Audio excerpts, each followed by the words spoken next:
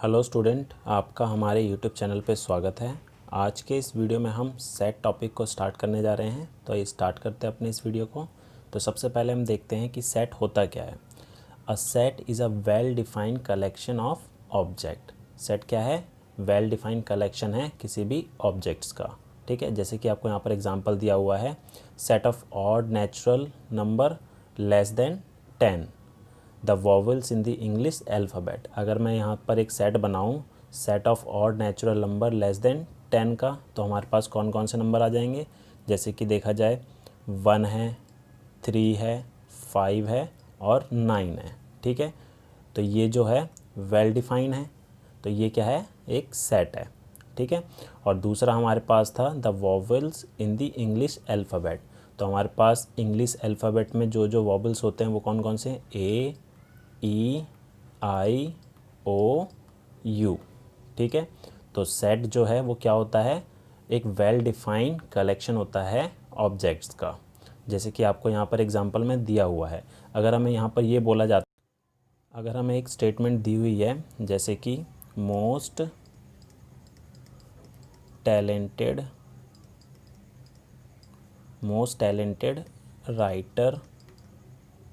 Writers of India. ठीक है, तो यहाँ पर ये जो स्टेटमेंट है वो वेल डिफाइन नहीं है, तो हम कहेंगे कि ये सेट नहीं है। ठीक है, ये सेट नहीं है। और ऐसे ही बोला जाए कि हमें बताइए कि टॉप 5 एक्टर कौन कौन से हैं, टॉप 5 एक्टर्स कौन कौन से हैं। ठीक है, तो अगर हम किसी ए पर्सन से पूछते हैं तो उसके लिए कोई 5 एक्टर टॉप के होंगे। ठीक है, किसी दूसरे पर्सन से पूछे जाते हैं तो उसके लिए अलग एक्टर टॉप के होंगे। ठीक है, तो ये हमें वेल डिफाइंड नहीं है, तो हम कहेंगे कि ये एक सेट नहीं बनाते। ठीक है, तो सेट के लिए हमें क्या चीज़ चाहिए? जो स्टेटमेंट होगी वो वेल डिफाइन होगी और वो पर्सन टू पर्सन कभी भी चेंज नहीं होगी। जैसे कि अगर हम किसी भी पर्सन से पूछते हैं कि set of odd natural number less than 10 ये बताइए, तो ठीक है, तो हर पर्सन जिससे भी हम पूछेंगे वो सिर्फ 1, 3, 5, 9 ही आंसर बोलेगा। इसके अलावा और कोई आंसर इसका हो ही नहीं सकता। इसी तरीके से the vowels in English alphabet, तो उसमें भी vowels A, E, I, O, U ये ही रहेंगे, इसके अलावा ये चेंज नहीं होंगे। ठीक है, तो अब आगे देखते हैं। अब देखते हैं कि सेट को किस तरीके से रिप्रेजेंट किया जाता है। जैसे कि आपको यहाँ पर एग्जांपल दिया हुआ है, set of odd natural numbers less than 10। ठीक है, तो किसी भी सेट को हम कैपिटल लेटर से रिप्रेजेंट करते हैं। जैसे इसको मैंने ए से रिप्रेजेंट कर दिया और हम इसको करली ब्रैकेट के अंदर ही रिप्रेजेंट करेंगे जो भी इसके एलिमेंट्स होंगे। जैसे कि 1 हो गया, 3 हो गया, 5 हो गया और 9 हो गया। ठीक है, तो हमने करली ब्रैकेट के अंदर इसको रिप्रेजेंट करा है। ठीक है, और ये जो 1, 3, 5, 9 है, 1, 3, 5 और 9 हैं, ये क्या होते हैं? ये किसी भी सेट के क्या कहलाते हैं? एलिमेंट्स या फिर ऑब्जेक्ट्स या फिर मेंबर्स। ठीक है, 1, 3, 5, 9 क्या कहलाते हैं? किसी भी सेट के एलिमेंट्स, ऑब्जेक्ट्स या मेंबर्स कहलाते हैं। ठीक है, और एक और चीज़ हमें याद रखनी है कि किसी भी सेट को हम हमेशा कैपिटल लेटर से ही रिप्रेजेंट करेंगे। किससे डिनोट करेंगे? डिनोटेड बाय कैपिटल लेटर्स, जैसे कि ए हो गया, बी हो गया, एक्स हो गया, वाई हो गया एंड सो ऑन। ठीक है, और इसके अंदर जो भी हम एलिमेंट्स लिखेंगे वो स्मॉल लेटर में होंगे। ठीक है, स्मॉल लेटर्स में इसके जो एलिमेंट्स है वो लिखे जाएंगे, जैसे कि ए, बी, सी, ई, एफ एट्सेट्रा। ठीक है, अब यहाँ पर हमारे पास ए सेट दे रखा है जिसके एलिमेंट 1, 3, 5, 9 है।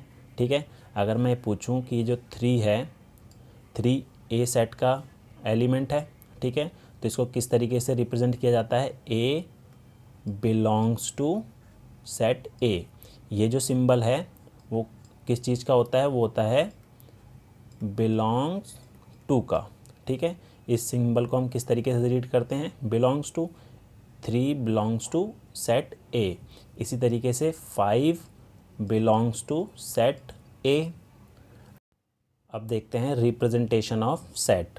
अब सेट को जो है हम दो तरीके से रिप्रेजेंट कर सकते हैं। फर्स्ट है हमारा रोस्टर और टेबुलर फॉर्म, सेकंड है सेट बिल्डर फॉर्म।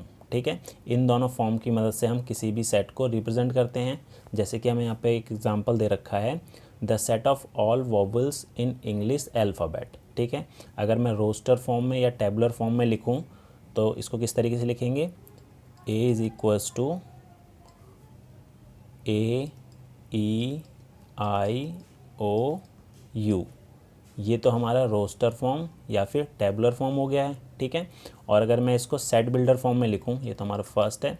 सेकंड, अगर मैं सेट बिल्डर फॉर्म में लिखूं, set builder form, set builder form में अगर मैं लिखूं इसको तो कैसे लिखूंगा, a is equals to x such that x is a vowels in English alphabet।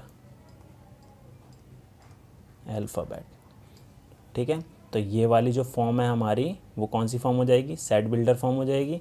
और जो हमने ये फर्स्ट वाली लिखी है ये कौन सी वाली फॉर्म है, रोस्टर फॉर्म या फिर टेबुलर फॉर्म।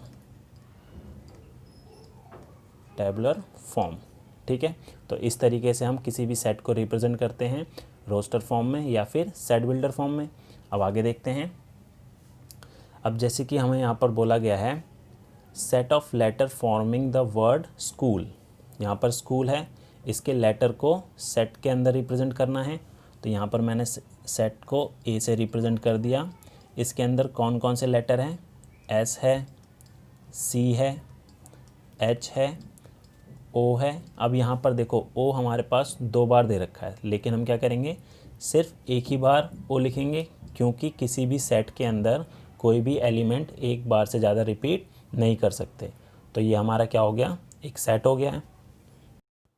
तो ये हमारा एक सेट है, और इसको अगर मैं इस तरीके से भी लिखना चाहूँ, इसके एलिमेंट्स को L H O C S, ठीक है, बस इसका सीक्वेंस अलग हो गया है लेकिन एलिमेंट्स क्या है, सेम है।